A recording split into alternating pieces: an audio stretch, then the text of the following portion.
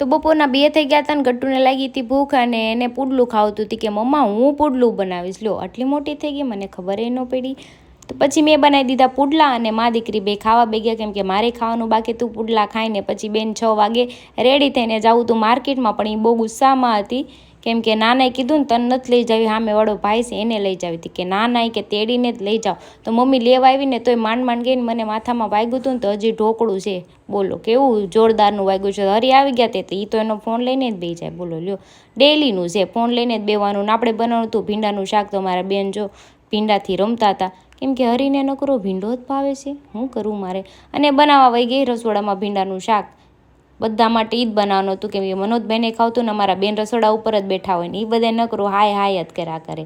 અને ભીંડો કોને ભાવે છે કહેજો, મને તો બહુ ઓછો ભાવે. ક્યારે ભાવે મને પણ કોરું ભાવે અને ક્યારેક જ ભાવે. ડેઈલી ભીંડો મને નથી ભાવતો. પછી પાપાના પૈસા પડી ગયા હતા તો એ કે આલ્યો નાના તમે લઈ લો આ પૈસા. જોયું, પૈસા પડી જાય તરત લઈ લઈને. મનોજભાઈ જો પાડાને જેમ પડ્યા હતા ને બે ગયા અમે જમવામાં. જો ખબર જ છે તમને ભીંડાનું શાક આનું તો ફેવરિટ છે, મારું તો નથી. તો મારું મૂડ એવું દોય ને પછી મને કે હાલ આપણે બે ફૂલ રેકેટ રમી. મને ફૂલ રેકેટ રમતા એક તો આવડે નહીં ને મને કે હાલ તું મારી યારે રમ. બીજાના ફૂલ રેકેટ બૂચમાં લીધા ને વયા ગયા અમે રિંગ રોડે. હું ને હરી મસ્તી કરતા હતા, મનોજભાઈ મારી યાર બાંધતા હતા, તેને વાગી ગયા મારા નખ, તો એને નીકળી ગયા. લો ફૂલ વ્લોગ જોઈ મારી ચેનલમાં આવી ગયો છે.